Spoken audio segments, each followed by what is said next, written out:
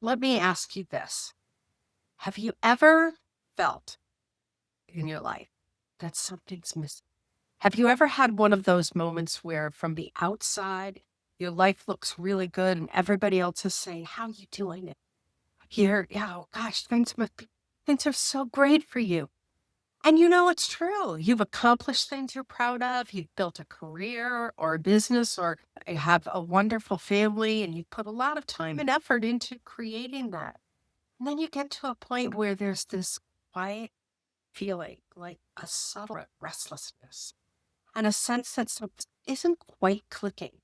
Not because anything's terrible and not because you failed, because something feels incomplete. And when that incompleteness comes up, you start asking questions of yourself like, what's wrong with me? Why am I not happier? Why doesn't this feel the way I thought it should or would? And what if the real thing isn't that you've been not doing things, but your hopes and your dreams have been achieved, but now at a place where you're disconnected from yourself? Those are two very different things. And I want to talk about this with you. Hi, I'm Laura Clark, and this is a Mug Musing. I help purpose-driven women help strengthen their self-trust and reconnect with their inner wisdom and their purpose and their passion and create lives that are aligned and meaningful and fulfilling. So I chose the Life Happens Coffee Help mug for this particular Mug Musing because I really feel like, coffee does help us calm down. The first thing in the morning before all the to-dos happen, you take that first drink, coffee or tea, and you go, can be okay. So I think one of the biggest misunderstandings we have about fulfillment is believing that it arrives through success, right? And success happens because of more money, more abundance, more experiencing experiences, more recognition.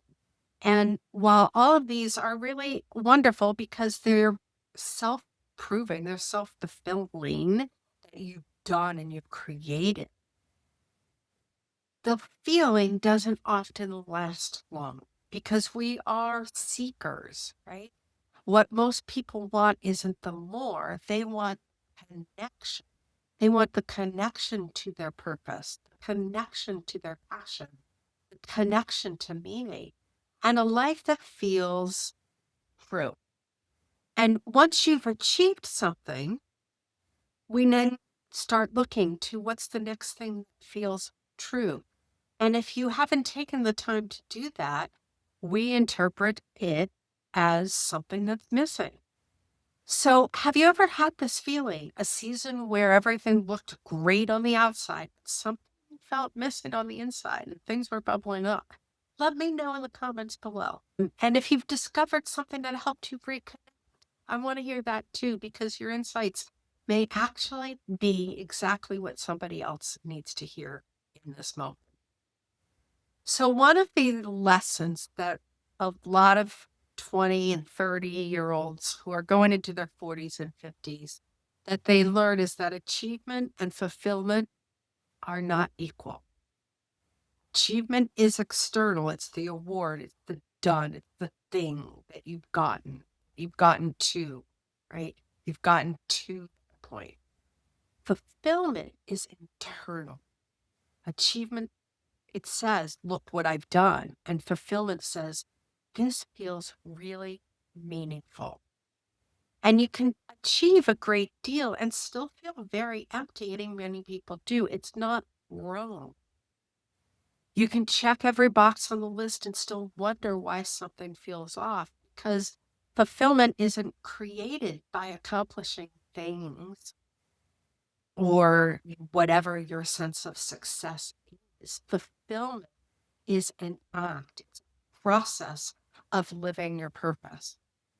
So when it's created through a life that reflects what really matters to you, that's a very different than the doing, the being.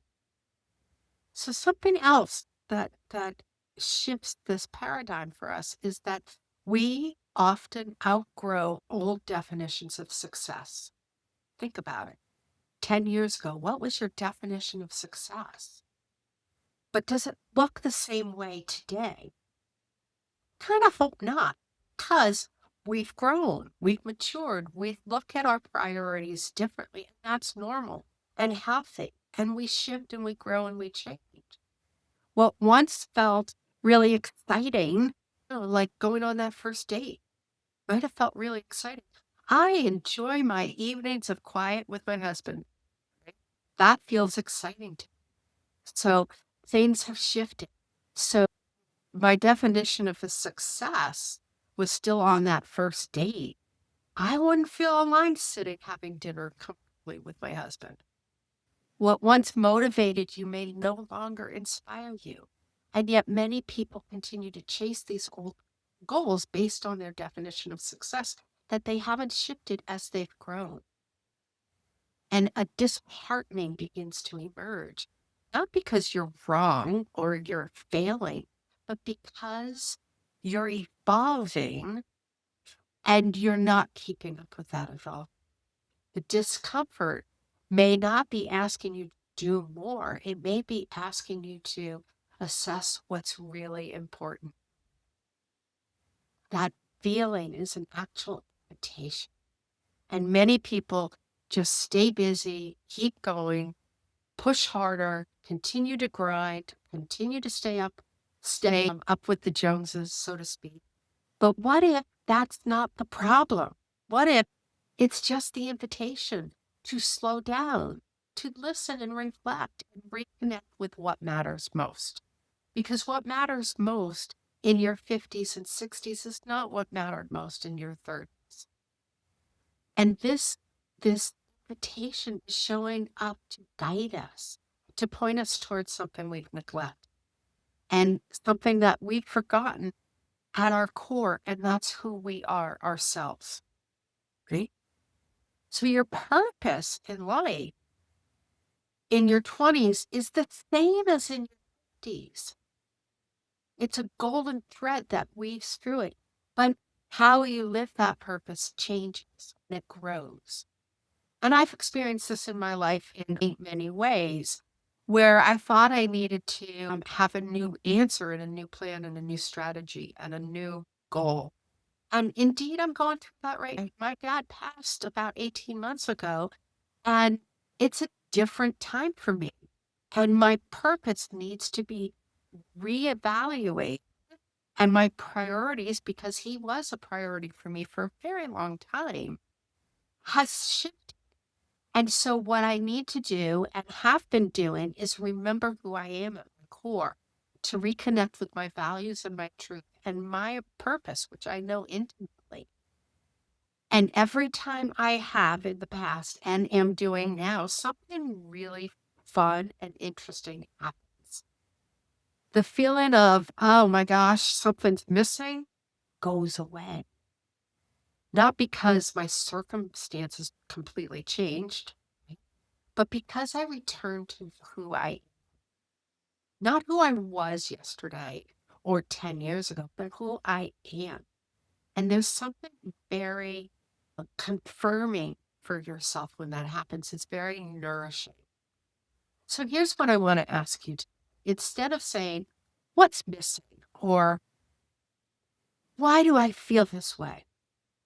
Ask yourself, what am I missing connection with? Joy, rest, purpose? Maybe yourself fully. And then I'm going to ask you, what is one thing you could do this week to reconnect? How can you creatively step closer to yourself? Not transform everything, not solve everything. Maybe just a cup of coffee to reconnect. One small step, one small sip at a time to remember what's important to you. As we've explored in this Mug Musing, I've talked about being present with who you are. And we've talked about being stuck in that what's missing. It's about self-trust and reconnection. It's about from our own inner wisdom what matters most. And realignment isn't about becoming somebody new. It's about taking those core values and your purpose and putting them back into alignment with where you are. So if this mug musing resonated with you, I'd love to hear a comment below, and I'd love for you to subscribe. As well, in the description of this mug musing, there are some resources that you can grab for yourself so that you can continue to step into who you are at a higher level each and every step of your journey. Because wisdom isn't meant to be learned, it's meant to be applied and it's meant to be lived. So until next time, keep smiling, keep reflecting, and always mug on.